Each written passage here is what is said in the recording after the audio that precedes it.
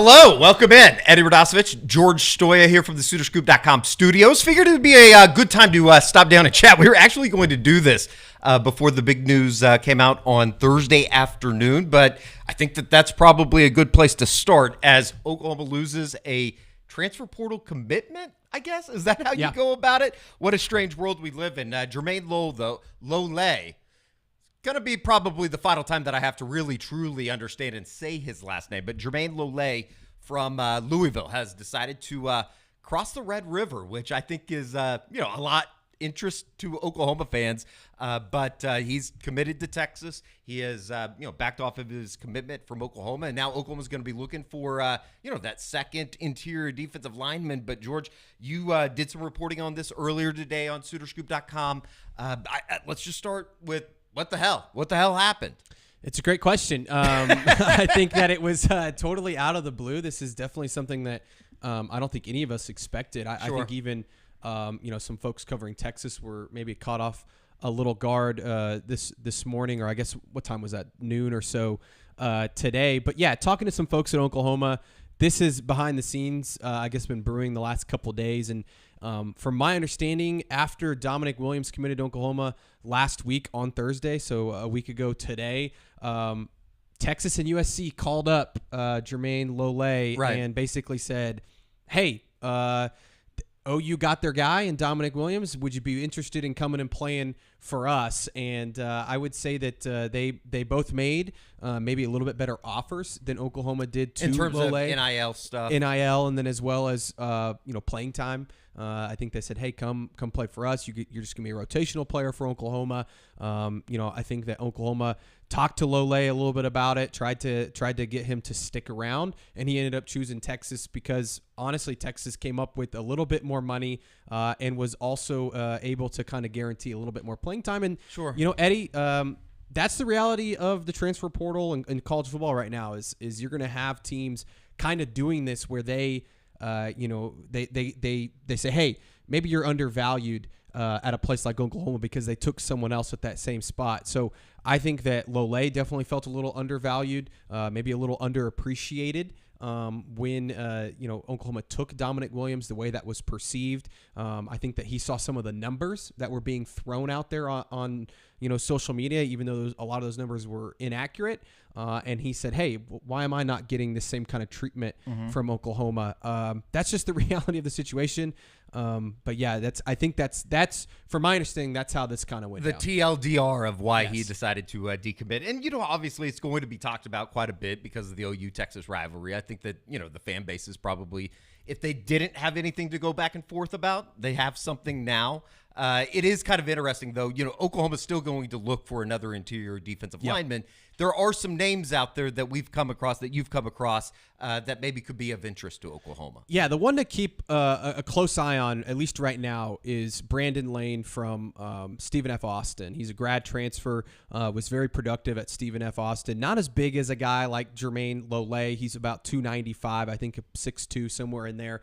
But super productive guy. Oklahoma's been in contact with him really since he entered the portal and was somebody they were interested in. It was a name that came up even a few weeks ago. Last week. And I think that, and talking to Brandon, I actually spoke to Brandon today for a little bit. Todd Bates has already been in contact with him this week. So I think Oklahoma maybe had a feeling this was coming with Lole. They're trying to set up a visit. The tough part for Oklahoma is Brandon Lane thought he was going to make a decision early next week. Right. Now, all of a sudden, he's like, well, maybe I should push that back, take a visit to Oklahoma, see what they have to offer.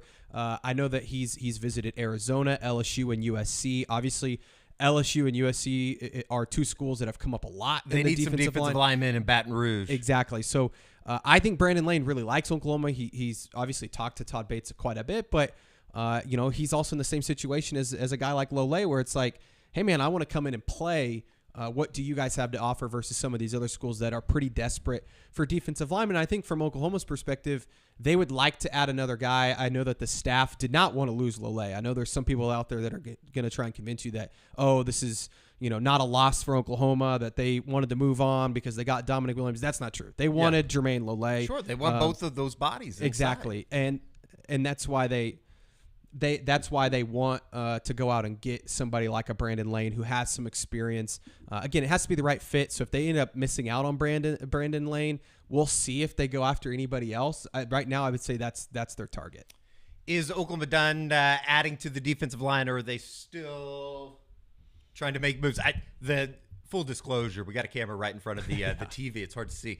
It is something that they will be active in, and they're not going to take a body just to take a body, correct? Right. Yeah, no, I don't think so. I think this is a situation that they're definitely not going to just take a body to take a body. It has to be the right person in the right fit. And I think they like the defensive line room as it is right now. It's just one of those things where, Eddie, you and I have talked about it. There's definitely a lot of guys that Carrie's moving the TV right now, and I'm just watching. It's one of the most masterful things I've ever seen. That's perfect. Thank you. That was really good, Carrie. That was actually really, really good.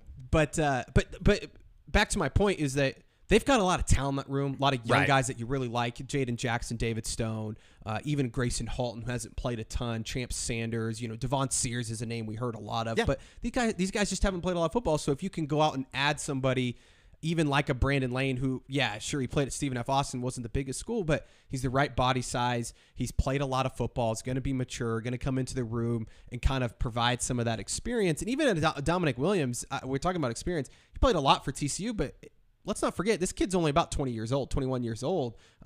He's still a very young guy. So I think that if they can go out and get somebody that's a little bit older and has played some college football, that'd be a huge help. Just a real quick on Brandon Lane. 44 tackles a year ago at Stephen F. Austin, 6.5 tackles for loss, had 1.5 sack, and then I guess no forced fumble. I thought he fumble recovery. Okay, there you go. So productive. Yeah. I think that you are getting to a point in the transfer portal process where a lot of guys have already decided to get somebody like a Brandon Lane that was previously committed to Michigan State. Correct. Yep.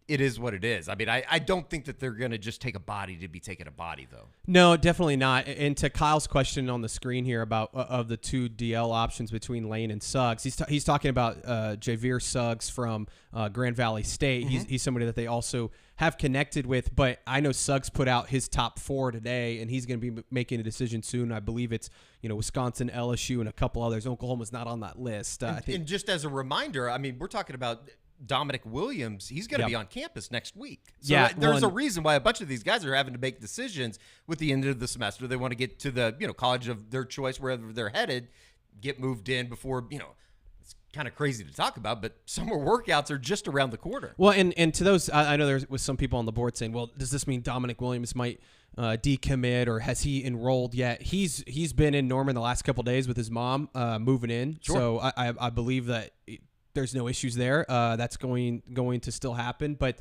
I think it's just one of those things that, everybody wants defensive linemen. So if you can land 2, that's a huge win. If not, you already got arguably the best defensive tackle in the portal, in the spring portal, and Dominic Williams. So that's still a huge win. It's just kind of how the cookie crumbles. Hey, let me ask you, and we'll get another question here on the board in a second.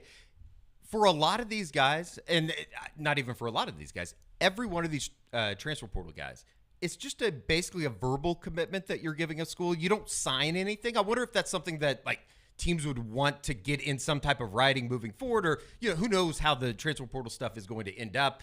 Maybe that's something that the NCAA starts to regulate. I don't know.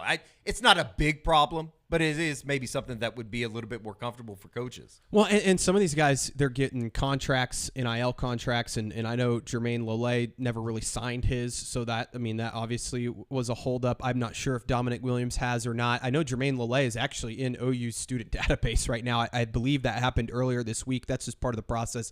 I'm sure he'll be out of it by the end of the week and in Texas's very soon. So there is no way to just once these guys commit, obviously they can decommit. It's just like high school recruiting, and there is no letter of intent. It's mostly once you get enrolled in classes and you're actually in class, you can kind of move around and do whatever you want. Especially these grad transfers. I mean, Lole's a grad transfer versus somebody like a Dominic Williams who still has 2 years of eligibility left in undergrad. High Roller Poker wants to know, how much did Texas pay for Lole, and was it way too much, George? Well, I think look, I don't know the numbers, but I do think they probably paid more than what Oklahoma originally offered. And, I think it's funny because the narrative around Oklahoma the last week since Dominic Williams committed to Oklahoma was, well, OU way overpaid for Dominic Williams. Well, I think now we can talk about, did Texas overpay for Jermaine Lole? I don't think there's ever such thing as overpaying when you can get quality defensive tackles. That's just the nature of NIL and the transfer portal right now. So maybe they paid way too much. It depends on what your opinion is of that. But Texas needs defensive linemen. So I have found it takes. funny how cyclical this stuff is because, you have people digging up old tweets today from Texas fans that were going after Oklahoma fans when Lole initially committed. It's just funny how it all works out. And if it was the other way around and a guy was going from Texas to Oklahoma, you would see the same thing in, the back and forth on social media.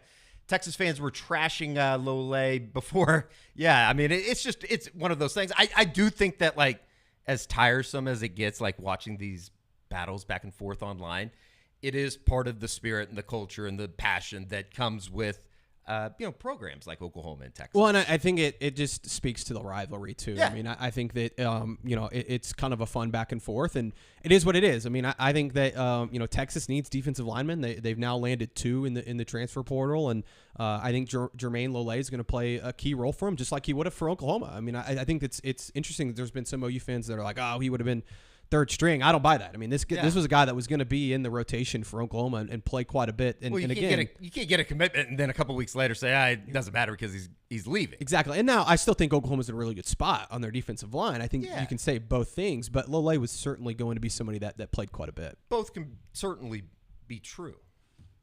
All right, Leslie wants to know if Hayes is making edits for On 3. What is his obligations to let y'all know news? I have never talked to Hayes Fawcett. I've never talked to him either. So I don't think that there is. I will say he does a great job, but like it's not something where he is like communicating with me. And it's also something too that I think that we're all kind of interconnected within the On 3 circle. It's not saying that nobody ever the message or the communication most of the time is passed along somehow. Yeah, I've never talked to him though personally. Neither have I. And the one person I talked to is Pete Nakos. Yeah, Pete Nakos and even I was texting him about this, and he was like, I did not see this coming. So I think this was totally out of left field for a lot of people. And it's probably something that the coaches don't spend a whole lot of time worrying about because you don't see this often. No, I don't think Which so either. is ironic because if they were to end up landing somebody like a Brandon Lane, he would be somebody that would fit this bill that was previously committed and then decided to opt out. Exactly. Yeah, it's kind of crazy. Austin wants to know, so when is transfer commitment actually reversible when they attend first class? That's a really good question. I would imagine once you start taking classes, that's when your clock starts. When you're officially like enrolled, like you can be in the student database, but like the semester's still technically not over and the new semester has not technically started. So it's like he can enroll and then totally, unenroll. Hypothetically, could a guy go through like summer workouts? Like, I wonder when that SEC That's a good question. thing would start. Like when that clock would start for the SEC to say no. I think you have to take a class for a semester, and the summer semester certainly counts. So if Lole would have been in summer classes, I think June 1st, then I think that he would not have been able to do what he did. But since he has not even stepped on campus other than the visit for the spring game, like it doesn't matter. He could uncommit and go somewhere else. Russell wants to know $9.99 from Super Chat. A Super Chat, the first Super Chat of the evening. George, what's your favorite restaurant in Dallas? The Dallas people are not happy with you, Georgie boy. I don't like any restaurants in Dallas right now. I only eat in Oklahoma City. And you do that very little. Yes, and I do. Well, that's not true. I eat out in Oklahoma City quite a bit. Honestly, I couldn't tell you. I have no idea what my favorite food is in Dallas. Javier's on a Friday night. I've never had Javier's. Hard to beat. Hard to beat. Went there before OU Texas this past year. It's very good. I can't remember. I went to this really good Mexican joint for OU Texas this past year. I can't remember. It was in Uptown, and I can't remember the name of it. It wasn't Javier's. We know that. No, I know it wasn't that. I would have remembered that. What about? I'm trying to think of Campese's. It's okay. Yeah, it's okay. I think it's a little. If Mike Houck is out there watching, he'll probably think this is blasphemy. But sometimes I think it's a little overrated. I think it's more about the history behind the building and all that kind of stuff. Yeah, there's some good pizza joints in I feel Dallas. like I'm talking about Boeing right now, the way that I'm talking about Campese's. My hate is also not for Dallas restaurants. I think they have good food there. I don't know if it's as good as Oklahoma City. Nothing's as good as Oklahoma City. Oklahoma City has an underrated food scene. We've talked about this ad nauseum before. Grimlock, the great Grimlock. What does he want? Carrie, can we get drunk on the stream and cause problems with Inside Texas Online? That would be very funny. It'd be funny for you. It'd be funny for one and maybe a group of people. One of us is already drunk, is what I'm being told. It's not me. Interesting. It's not me either. I haven't been drinking anything. I'm driving this evening. I will say, there's a lot of people want to throw a lot of shade at Inside Texas, and that's whatever. I personally I like Joe Cook over there. He does a good job. Absolutely. So he's a good buddy. I don't know about the rest of the guys, but I don't know really him personally. Like I know Joe. Joe's a good guy. Toby says go Mavs. Interesting. It's going to be a fun series.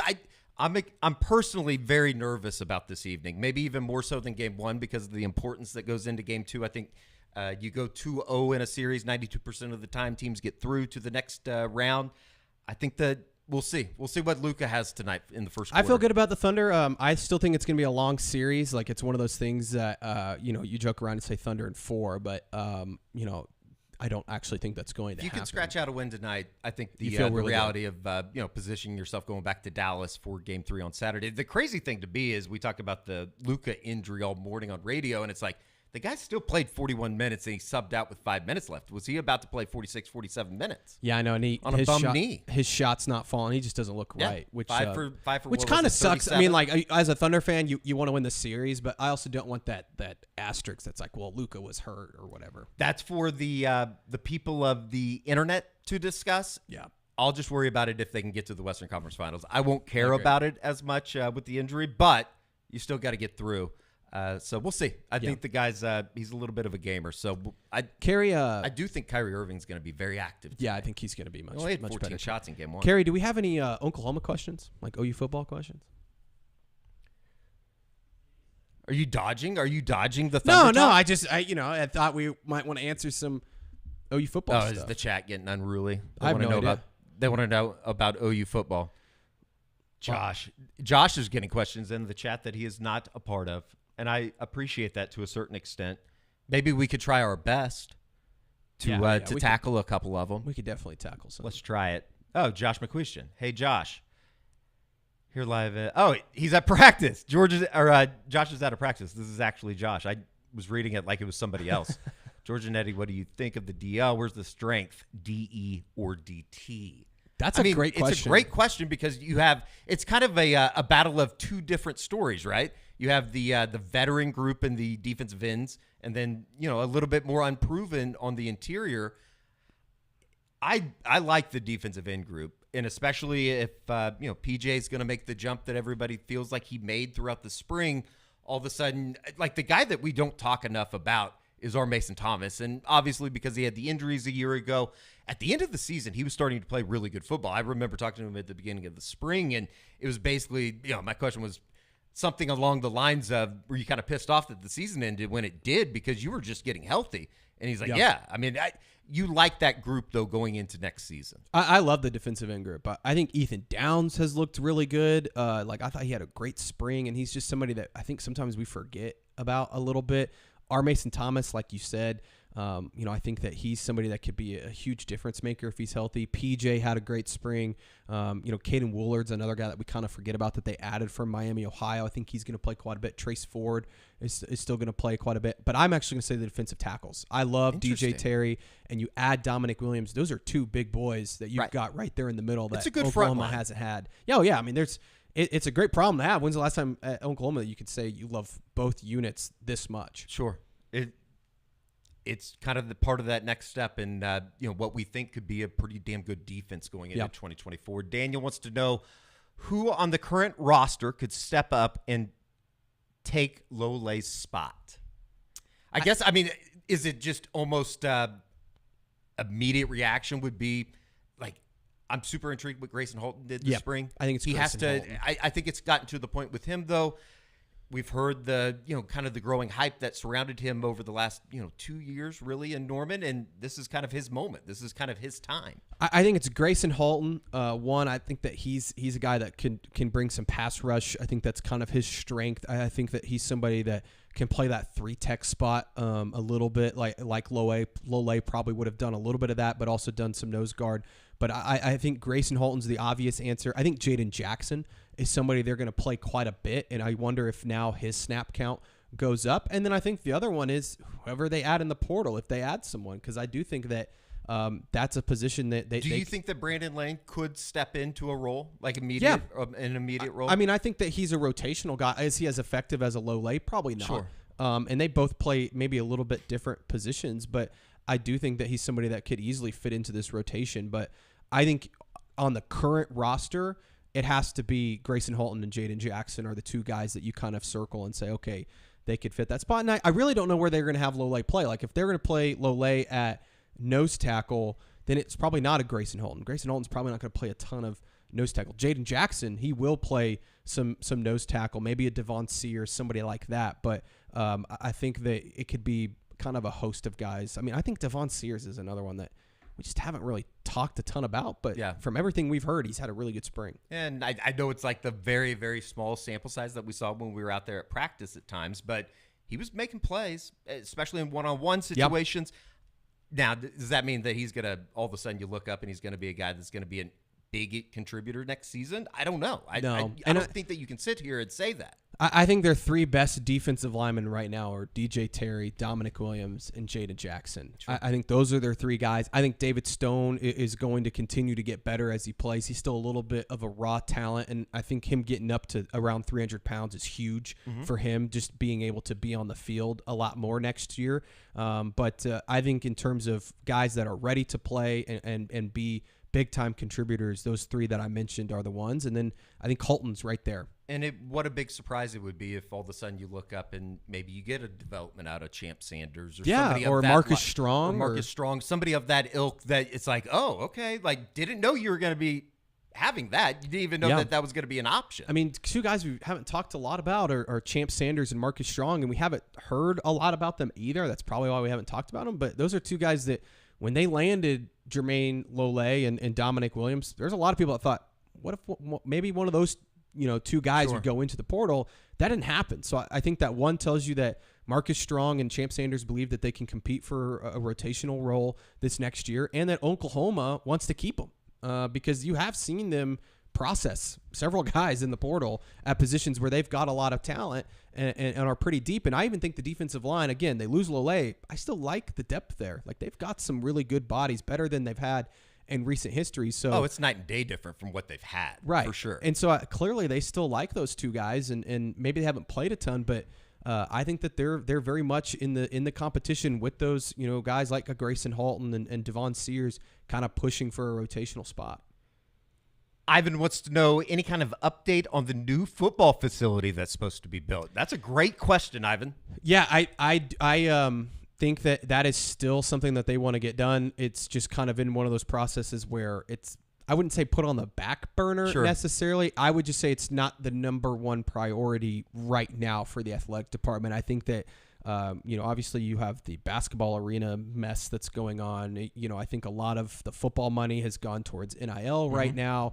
And when you talk about facilities in college football, it's a big deal. You want great facilities, but no one's coming to Oklahoma right now and saying, oh, they don't have great facilities. I was reading a story, I want to say it was from Ross Dellinger, somebody here recently that was talking about, I think it was, I can't even remember what team it was or what school it was, but they just debuted a brand new facility, a brand new like player lounge and all that kind of stuff. And really the kind of the idea of the article, or it might have even been a tweet, was I wonder if this is like kind of the, not to say that facilities don't matter. They do. They certainly do. You look across the country, facilities is one of the reasons that you're going to, from a recruiting standpoint, all that kind of stuff, still important.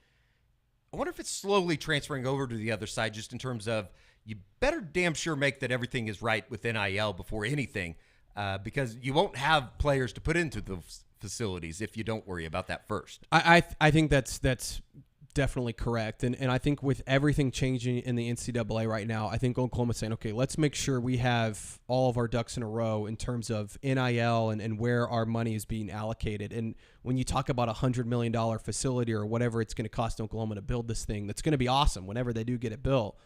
Like, where does that money come from? And how are you getting that year over year to build up that pot? And so I think that's the thing that you have to kind of be cautious about. And I think it's going to get done. It just may not be as soon as we originally thought. There hasn't been really any sort of update in terms of at the Board of Regents meetings. I know that they've been trying to get who's going to be the architect to build the thing and all of that. So it's still in the very, very early stages, but not. I guess I'm giving a non-update. Is essentially what I'm saying. And there's other top priorities right now for the athletic department. Let me ask you, what do you think are those top priorities right now within the athletic department? I know that's really broad, but I think it's NIL. Yeah. I think that's number one. I think number two is figuring out what the hell they're going to do with basketball, and whether that's NIL in basketball or the arena. I know that the city council and the Norman Arena project, all of that stuff is still kind of been put on pause.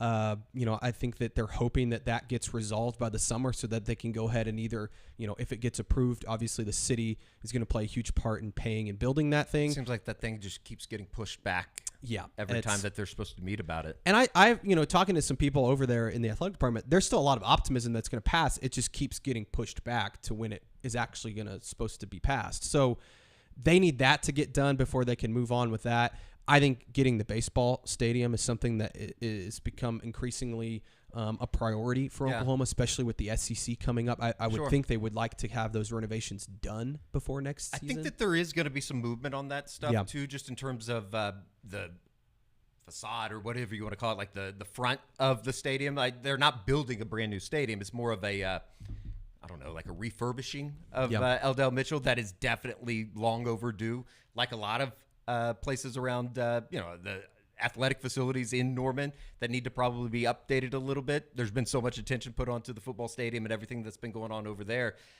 It'll be interesting, though, to see kind of when all of this comes to fruition, because I think that just getting some cones out there, I think would kind of ease some people's minds. Yeah, definitely. But, to my previous point, I think NIL and just figuring that out on the football side is the number one priority, and that's hiring an assistant GM, hiring a straight up GM, those sort of things, understanding where this thing is headed.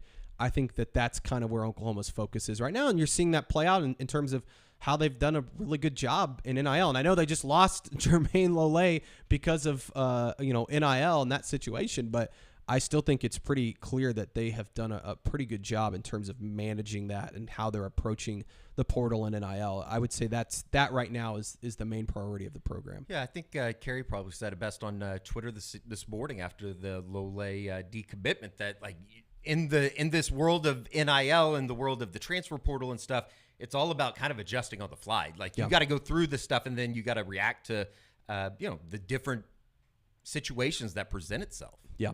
For sure. It's going to be interesting. Russell, chiming back in. Are we feeling better about the offensive line, or is it still a concern? I think it's a concern for sure, but maybe it's not as big of a concern as I thought it was going to be. Maybe it's not the difference in winning a couple games as much as I thought maybe it was at the beginning of the spring. I'm still concerned. Yeah.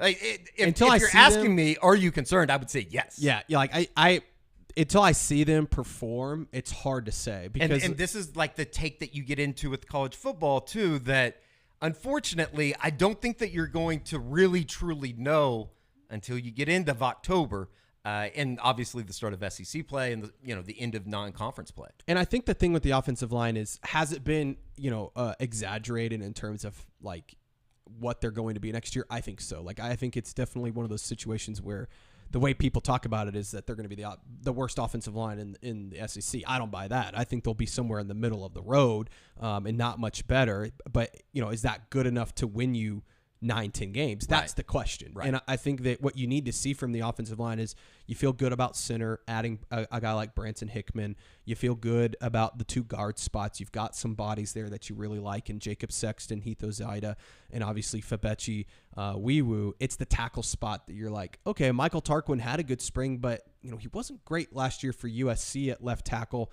What does that look like in the SEC? And maybe he develops and maybe he fits whatever this scheme is better than what they were doing at USC.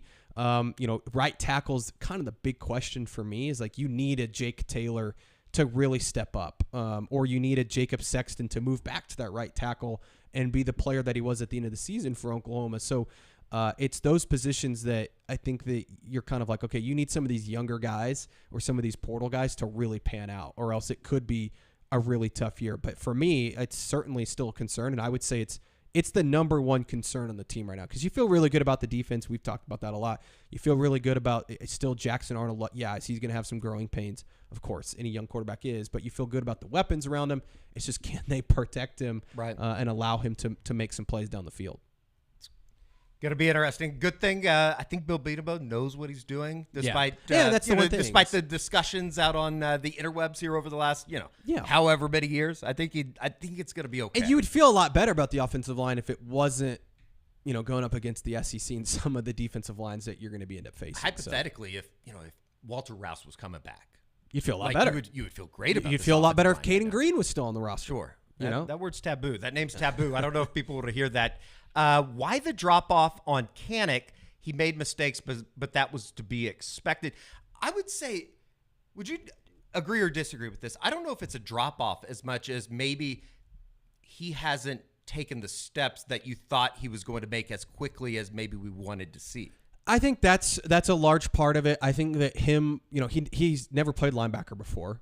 His freshman year, they're playing him at Cheetah before they moved him to linebacker late in the season and didn't play much. And so last year was really his first full year ever playing linebacker. So you're going to have some inconsistencies. And he has moments where you're like, man, that sure. He's super athletic and do a lot of different things.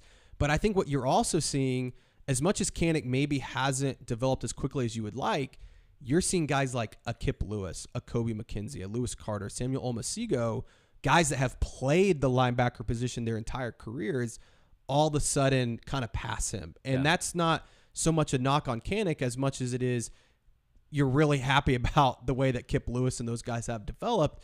And so it's tough. That's just the depth. That's just college football. And when you're building a linebacker group like Brent Venables is, it's almost a good thing. Obviously you want Jaren Kanik to pan out, and I think that he still can. It's just one of those things that it's really difficult when you have all the talent that you do. And I wonder if, this next year Kanik, I don't think he'll redshirt necessarily, but if he's a couple guys behind, Danny Stutzman and Kip Lewis and Kobe McKenzie and all these guys, you wonder if he, sticks around for one more year and then either, enters the portal and goes somewhere else, or ends up, moving to the Mike. I think he'd be a really good Mike behind Danny Stutzman. And so I think that that's the situation that he sits in, is like he needs to play too. That's the other thing. It's hard because it's like you want him to play because the more he plays and plays in that linebacker spot, the better he's going to get because he's never played the position. But where is he in the rotation? That's hard to figure out because right now, I think Lewis Carter's even above him. I think Lewis Carter's a guy that you could see. I'm not going to say he's going to start game one, but if you told me by the end of the season Lewis Carter is starting at linebacker for Oklahoma next to Danny Stutzman, it would not surprise me. And again, that's not a knock on Kip Lewis. I think Kip Lewis has a role on this team, but I think that Lewis Carter is somebody that just is a really good football player. And I didn't even mention Deshaun McCullough. I think he's another guy that could play quite a bit of linebacker. It's a good problem to have when you have the depth that Oklahoma has at linebacker. Because look, Jaren Kanik, as much as I'm not giving up on him. Neither am I. I still think that he's a guy that he would start for a lot of teams. And I think that if you look at just kind of the track record of a Brent Venables type guy that everybody thought that Jaren was going to be when he flipped from Clemson, he's not going to be given up on by any means by the Oklahoma staff. And I think that, I don't know, his best football obviously is ahead of him. Yeah, and if you told me that in a couple years, Jaren Kanik is the starting linebacker, it might just take that long. It might just be one of those situations where it takes him 3 or 4 years before it clicks and he's able to be that guy that we all think he can be. It's just, does he? I think he, and I said transfer portal earlier. I have no idea if he would ever enter the portal. I know he loves Brent Venables. He came here to play for Oklahoma and play for Brent Venables. So I don't anticipate that. It's just one of those things where like, man, that linebacker room is just getting really deep, really quick. And it's like, how do the numbers work? Well, and time flies too, because all of a sudden you blink and you look up and he's entering his junior season. Like it's getting to the point of it. Like a Grayson Halton as well, that it's go time. Like you got to be. And you able forget to, about like Phil Pachotti. Sure.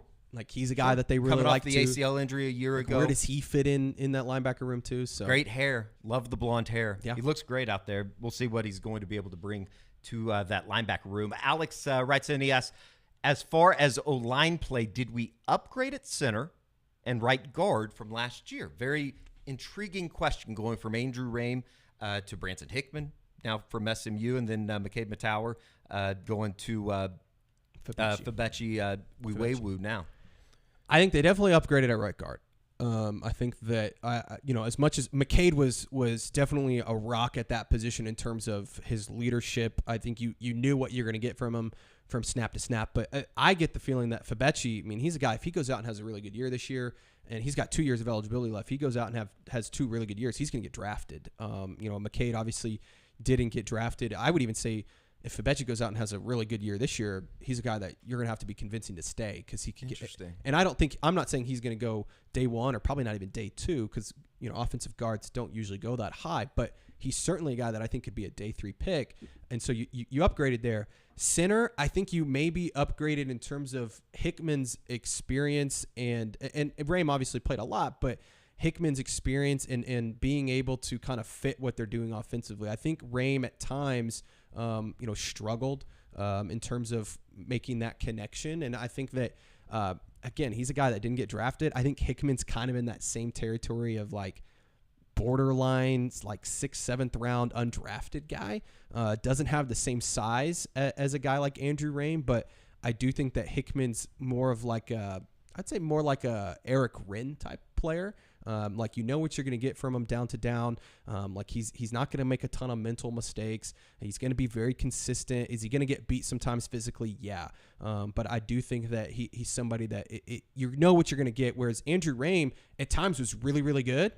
And then at other times he was not so good. I don't think you're going to have troubles with the snaps. Yeah, I was going to say maybe it's one of those things too that like if they're like parallels, you start getting into intangibles and stuff. Right. And snaps were a problem at times last year for Andrew Rame. They were, and so was staying healthy throughout his career. And Hickman really hasn't had that issue. Knock on wood. I think that he's been relatively healthy throughout his career. And I get it. He played at SMU, didn't play Power 5 football, let alone SEC football. But this is a guy that, again, like I said, you know what you're going to get from him from snap to snap, and I think that's a big help in terms of what they're doing offensively. So I would say it's kind of a wash. Those PFF numbers that came out on Branson Hickman. I mean, from like an analytical standpoint, maybe it is an upgrade. It looks like that is a very good pickup for what Oklahoma needed. Yeah, and I think that you really liked what you had in Troy Everett. It just sucks that he got hurt in the spring, and I if he's able to get back by fall, maybe that becomes some sort of a competition. I just don't think Oklahoma's betting on that, and I do think that Hickman's maybe a little bit better than Everett just because of his experience, but they're very similar players. So it's a nice plug and play for Oklahoma. The way that Troy Everett got injured and how, like, I think a matter of a fact it was that, he's not going to be back, and then you had to get Branson Hickman. It does seem like that's a situation that you just don't know. It seems like it's a situation that he graduated or that he, left for the draft or something. Yep. The way that we thought about the center position going into the spring portal period. Yeah, and I'm not giving up on Josh Bates either yet. Sure. And I don't think he's ready to play next year. And that's kind of why Oklahoma needed to go out and get a guy. And they just don't have the depth at center. But like I think that Bates is a guy that definitely has the size. It's definitely physical enough. I think for him it's about getting reps and playing more. I mean, last year he talked about that during the spring. Yeah, I think he only played one or two snaps last year. And so it's like you don't want to throw that guy in, especially when you have a young quarterback too. So if you can go out and get somebody like a Hickman, I think it's a huge help. No doubt. Have you heard any more about game day changes, tailgate festivities? I haven't heard particulars. I've heard some stuff. Actually, I heard it at the spring game, just in terms of on-field stuff that they're planning to do. I don't know what that is, But I do think that, they went around and they made these trips over to, various schools within the SEC to take in their game day atmospheres. I do think that there is going to be stuff, even maybe all the way up, up north over here on Campus Corner that they're going to do to present a new identity, I guess, if you want to say, to the game day experience, to the tailgate festivities. I can say, and I'm kind of like you, I've heard that they've been talking about it. Right. I just don't know what the changes are. I know that they have some sort of committee in place, and they've, at the Board of Regents meetings, have brought it up several times about some of the changes they want to make either to tailgating or the game day experience. I do anticipate them making some differences. I think that last year, they opened back up Lindsay Street. I wouldn't be shocked if they open up a little bit more of campus or some of these places that have been, kind of off limits the last few years. I know that Joe Harris, the president, has been a big advocate for that. Obviously, Joe Castiglione. But this is definitely a university matter. I remember having to say that over and over again, is that the university has final say on a lot of the these athletic department things. Hears you. Yes. They stand with you. They need a little bit of help in the university office. Right. And like you said, they had a committee that went around to game days last year in the SEC, took back, whatever info they gathered, and now they're trying to decide, okay, what are the best options? But I know, even talking to Joe Harris last summer, he was like, this is just the beginning. When they opened up Lindsay Street, he was like, this is just the beginning of some of the changes we're eventually going to do. So I think that last year Lindsay Street was a pretty big success in terms of opening that back up. And I think that has kind of pushed them towards saying, hey, what if we opened up some other spots? So we'll see. Last year that wasn't announced till sometime in August, right before the season started. So it wouldn't shock me if we don't find out whatever that is until August. Don't you think a lot of this stuff too is pretty organic in a way? Just in terms of, you get better opponents in. I think everybody kind of knows what Oklahoma's home schedule is going to be in 2024. There's going to be a sense of excitement and buzz just because of the newness that comes, not to mention that you got all of these teams from the SEC, whether it be Tennessee or Alabama or whomever, coming to Norman for a home schedule that I truly think is probably the best that they've had for sure a decade, maybe more. Yeah, that's the funny thing about all of this is like, you could open up a lot of tailgating space, and that would vastly improve the tailgating scene. But in terms of like game day experience, like it's going to just be better because of the teams that they're playing. Sure. Like I think that's been sort of the lull in the game day experience the last 5 to 10 years now, is like people aren't as excited when Iowa State comes to town. And that's no slight at Iowa State. They've been a really good program the last few years, but it's a little bit different when Tennessee or Alabama or even a South Carolina comes to town. And so I think that just that alone is going to up it. And I think that OU is kind of realizing like, okay, we need to have a better game day experience in terms of what the tailgating scene looks like, the alcohol that's sold on Campus Corner, all of those things. They went and saw some of the atmospheres at other places. But I also just think that it's just going to be better even if they don't change a whole lot, just because the fans are going to be more fired up. Sure. The opposing fans are going to be more present. You want to put on a little bit of a display, too, right, to a lot of these people that are going to be coming to Norman for the first time. Yeah. And I still think, like, I know that we might have talked about this when Joe Castiglione Jr. was with us on one of the live Q&As, just in terms of we live in such a Oklahoma bubble that I think we often forget, like when people come to games and all that kind of stuff, that it's probably a little bit better than you think or you give credit for. But because we come and we see it every year in and year out, every Saturday, you almost become a little bit, calloused by it, I guess, in a way. Definitely. I don't know if that'd be the best way to say it, but I think can the game day experience be better? Yeah, I think it can. I think it's going to be helpful that you have better teams, bigger matchups, and, at the end of the day, getting out of the effing 11 a.m. kickoff window is going to help quite a bit. It's one of the strangest feelings, like driving down to a game day in Norman for an 11 a.m. kickoff at like 7 o'clock or 7:30 in the morning. It's like nobody wants to there's probably some people that do this, but nobody wants to get up and just start pounding at that time. No. Especially if you go through a Friday night the proper way. Well, yeah. And I know you and I appreciate actually the 11 a.m. kickoffs, but yeah, but we like getting done so we can go out in Oklahoma City and have a good time, have a couple beers. I do think that they're going to get more 2:30 kickoffs, night kickoffs. I mean, the SEC is, and that 11 a.m. kickoff is now what, a 11:45 or 11:30, right? Well, They don't know that for sure yet. That's but just been tossed out there. They're trying. The SEC is trying to push back those kickoffs, which the difference between 11 a.m. and 11:45 a.m. I think mentally it's huge. the world. Yeah, it's huge. Or noon or whatever. I mean, there's a lot of damage that can be done in 45 minutes. Yes. Well, and I think leader of Fireball. Yeah, that's Fireball. I don't have a good history of Fireball, but I think that soft. The SEC's deal with ESPN is going to change some of those kickoff times, and I know Greg Sankey's been pretty vocal about trying to avoid as many 11 a.m. kickoffs as possible. So whatever that looks like, pushing the games back to noon or whatever, I think ESPN and the SEC are very willing to do that. No doubt. All right, let's move on. Let's move it on. We got more questions to get to. Chris writes in, who leads the team in catches and yards? Would you take over under 10 interceptions for JA next season? Talking about Jackson Arnold. Let's start with the interceptions, then we can get to the pass catchers for leading the team in catches as well as yards. Over under 10. It's a really good question. I'm going to say under, but I don't like it. I don't feel good about it because somebody asked me Is in my that more mailbag. on hope than anything else? Yeah, I do think he's going to.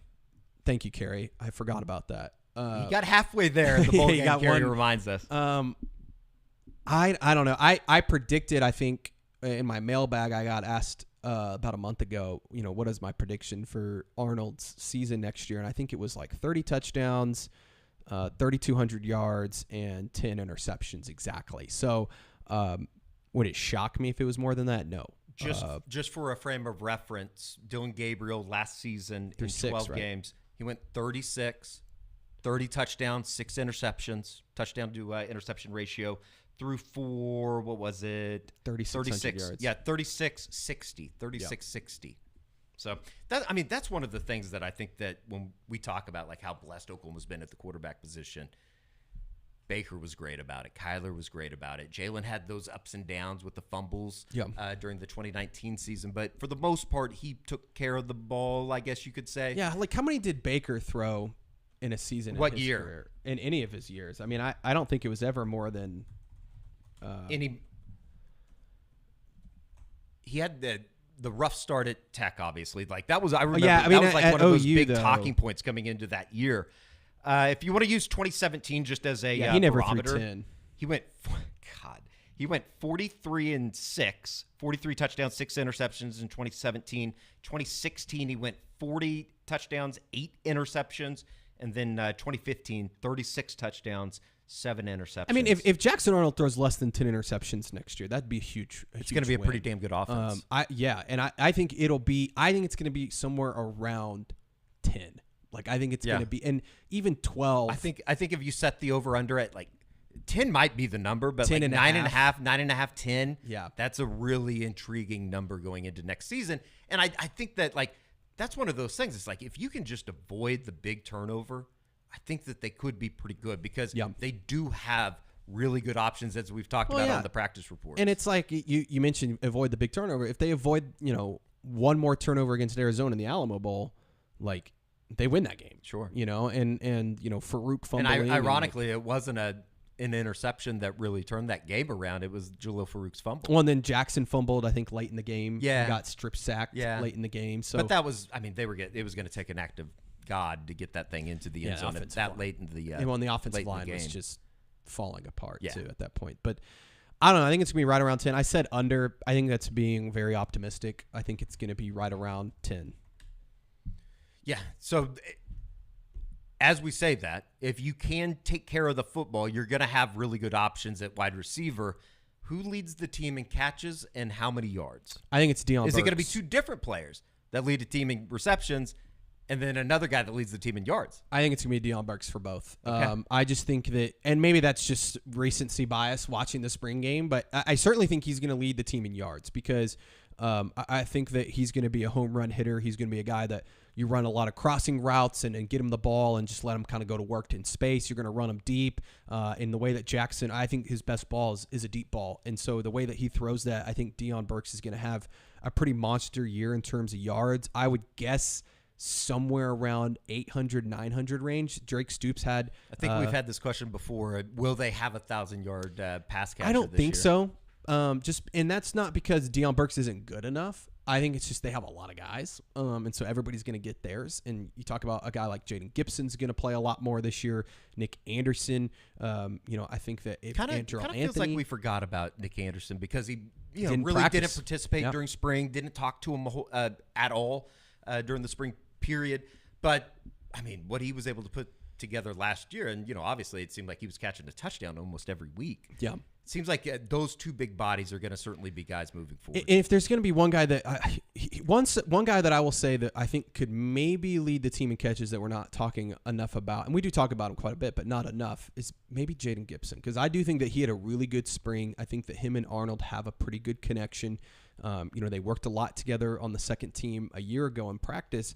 I wonder if he really increases his role. And that's not to say Nick Anderson won't have a great year. I still think Nick Anderson's going to be a very productive player next year for Oklahoma. But he's just a guy that I think that could be a pretty big difference maker for Oklahoma next year. But in terms of yards, I feel pretty good about Deion Burks being the guy. I think that's probably about right. It's going to be interesting to see how many guys they actually really truly play when it gets to and not even talking about like September or even early October, even at the Cotton Bowl. It seems like those things always change, but when you're driving late to go beat Missouri or needing a drive to beat Missouri or down in Baton Rouge or something, it's going to be interesting to see like who are those guys that they can really truly depend on. And you feel good about Burks because of what you've seen him do at Purdue. I don't know if I'm there yet with a Nick Anderson or a Jaden Gibson. I think that there's a chance that they could be those type of guys, though. Well, and Andrew Anthony's kind of the wild card here because before he went down last year, he was that guy. He was the go-to guy, for Dylan Gabriel, and you saw once he was hurt, it was it took a while for Dylan to kind of figure out who was the next guy, and I think it pretty much became Drake. So, and we didn't even mention Jalil Farouk. So, and he's coming back from an injury, but I still think he's going to play a pretty big role in this offense. Yeah, I do too.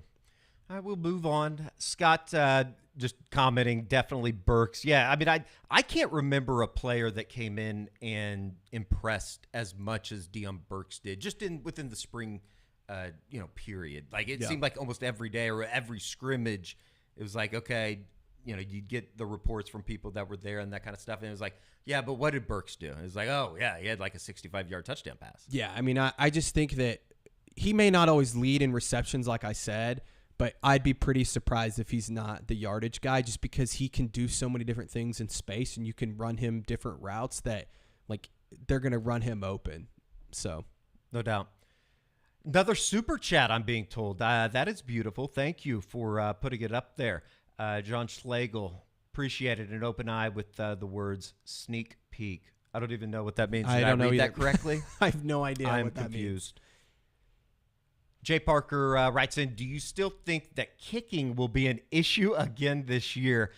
I would love to sit here and say I don't think it's going to be a problem, but I think that, kind of it's in the same thought process of somebody like a Grayson Halton. I got to see it. I mean, we looked like idiots when we talked about, Tyler Keltner. Tyler Keltner came in. He was great during the spring. Zach Schmidt hasn't missed a kick all year, or all spring. And then they run him out there, and Keltner misses a 39-yarder, or 44-yarder? Yeah, 44-yarder, which I think they feel pretty confident about it. But again, like when the lights come on and you're running somebody out there to beat somebody or to take a 3-point lead late or whatever. Especially on some of the road atmospheres. Yeah, it's going to be a little nervy. Yeah, I wish I could tell you, Jay Parker, that it's not going to be an issue, but we honestly don't know. I think from what we've seen, I'm going to say it is going to still be an issue.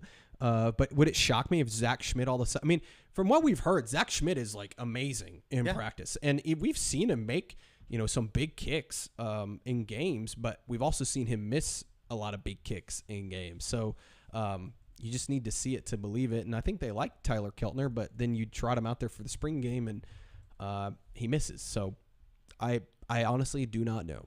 And it's probably going to come down to those two. I think we haven't heard there's a lot of excitement about Liam Evans, but at the same time, I don't necessarily know if they're going to run a true freshman out there. But if he's the best one of the three, maybe they do. Yeah, I don't think so.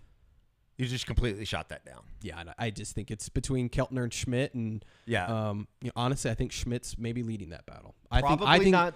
I think if I had to bet, Schmidt's going to be the guy next year, at least to start the season. Probably, but I think he'll have a really short leash. Probably not going to win a Lou Groza next year. No, but having I like the punter, Luke Elzinga. Yeah, he's been great. Oh, I thought he was excellent at the end of the year. Yeah, we'll see. I do think that unit overall though should be better. Yeah, and with the hire of Doug Deacon, in the grand scheme of things, is it the difference in being a completely terrible unit as opposed to being one of the best units in the country? I don't know if I'm there where I could say that they're going to be the best, but I do think he brings in certainly a resume that he knows what he's doing in terms of delving out special teams jobs or whatever you want to call it. So. For sure. The great Scott Kelly, aside from line of scrimmage, running back would be my biggest concern going into the SEC. Have we heard anything else about Barnes? Do we try to grab a big-bodied RB as a preferred walk-on in the portal? No. I don't think they're going to be adding any running backs to that room. Look, you're getting Taylor Tatum this summer. He's a guy that I think... Yeah, if you want to say that they're adding somebody, they are adding somebody. It just happens to be the number one running back in the country. And I think they feel really good about Taylor Tatum. Like, he's a guy that I know he wasn't here this spring like a lot of these guys were early enrollees, but I think he's somebody they feel like could come in and contribute from day one. I'm not saying he's going to come out and be a starter, but I think they feel pretty good about the running back room. Obviously, Gavin Sawchuk's a guy that I expect to start there. I think that you look at Samuel Franklin. I thought he had a really nice spring. He's somebody that can be a rotational guy. Caleb Hicks. And then the big question is Javonte Barnes. I haven't heard any more about him. I think everybody just assumed he was going to hop in the portal because he didn't play in the spring game. I don't think that's the case. There's seems to be some sort of I think happiness with being at Oklahoma. Like, I think he's very content with being at Oklahoma. I don't think it was some weird thing that they just didn't play him. I think that maybe it was being cautious. I know Brent said after the game that it was they know what they have in Javonte, which is a little interesting because they kind of don't know what they have in Javonte because he hasn't played in a year really. But maybe they're just being cautious with him. So I don't think they're going to add anybody at running back. I think they like that room. And I think that Taylor Tatum can kind of be that X factor if he's the guy that they think he is.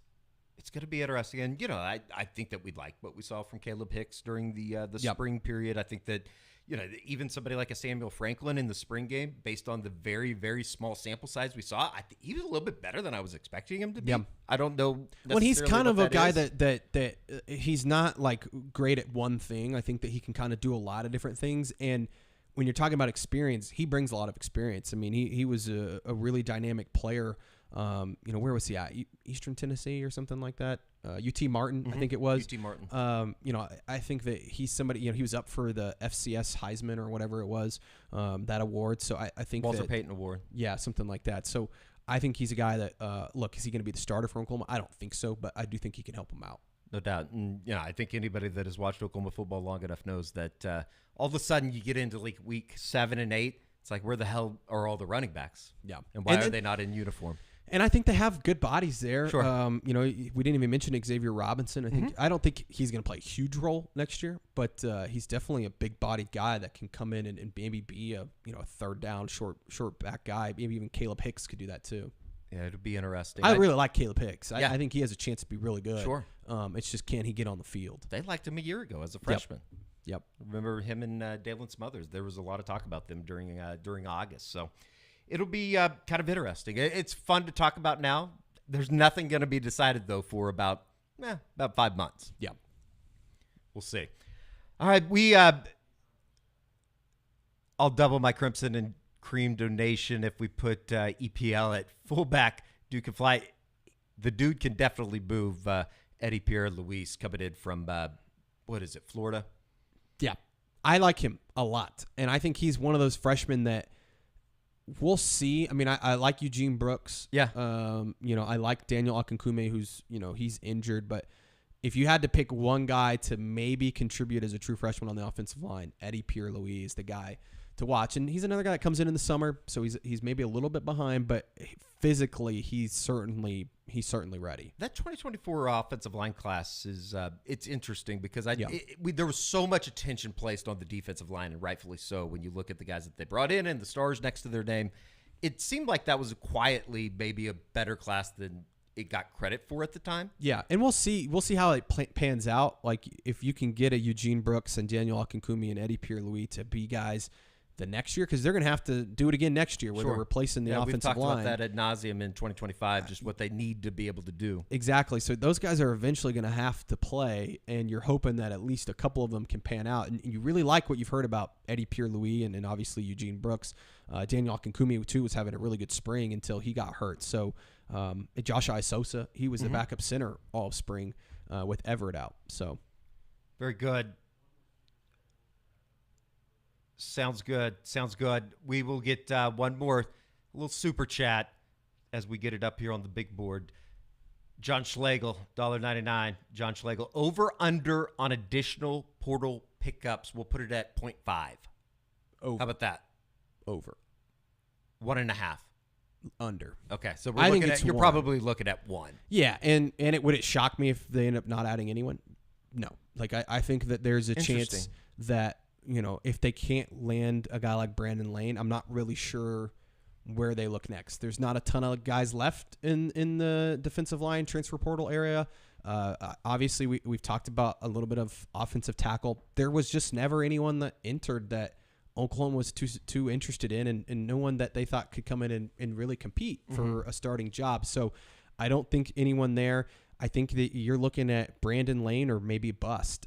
Maybe there's maybe Javar Suggs is somebody that they feel like they could maybe still get into the race. But like I said, he already announced his top 4. It sounds like he's going to make a decision very soon. I don't know if Oklahoma can get back in that race.